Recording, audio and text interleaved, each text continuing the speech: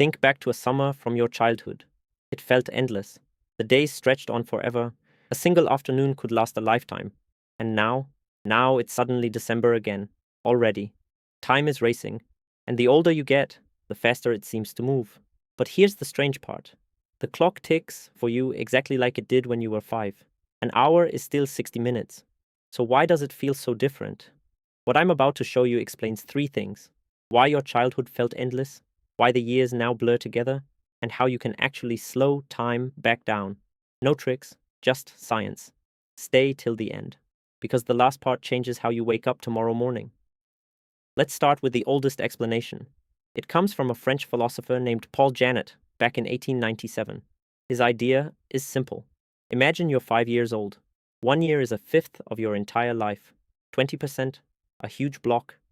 At 50, a year is just 1/50th. 2%. The same year, but measured against everything you know, a tiny sliver. By this theory, time passes 16 times faster for an 80-year-old than for a 5-year-old child. And if we're honest, at first, that feels about right.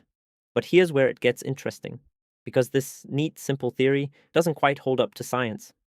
Newer studies show the math alone doesn't explain it. There has to be something else. And that something lives in your memory.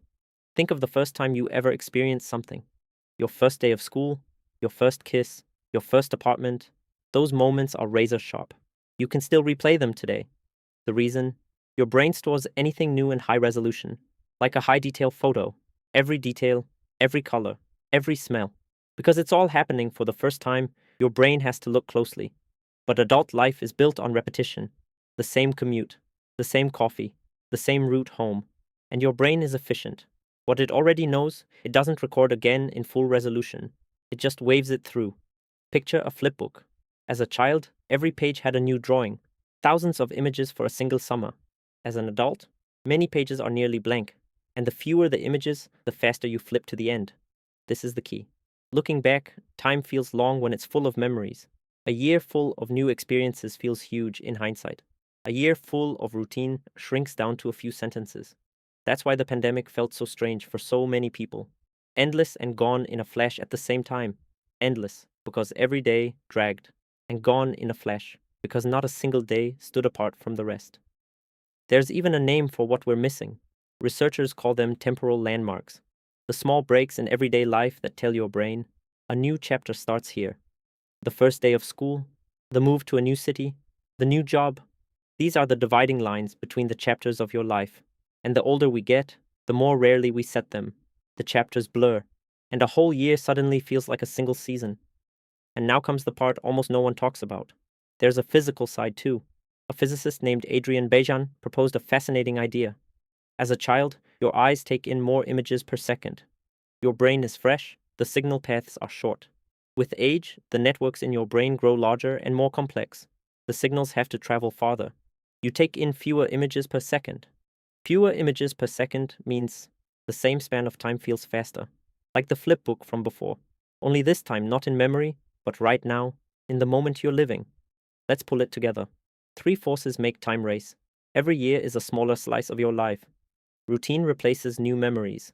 And your brain takes in the world more slowly. 3 forces. And all of them pull in the same direction. But, and this is the real message, 2 of those 3 forces are yours to change. You can actually stretch time back out, not on the clock, but in how you experience it. The key is novelty. Every time you do something for the first time, you force your brain to record in high resolution again. A new route to work, a new city, a new person, a new skill. It doesn't have to be big. Even small breaks in your routine set new landmarks. Take a different way home. Order something you never order. Say yes to something that scares you a little. And then there's one more thing. Something you can do right now. Attention. When you're truly present, fully inside a single moment, time stretches. The moment gets deep, and it stays. That's why one mindful day feels longer, looking back, than a whole week on autopilot. So time isn't really racing. Your brain just stops taking pictures. And that's the good news, because you can switch the camera back on anytime. Today, a new route, a new face, one moment of full attention.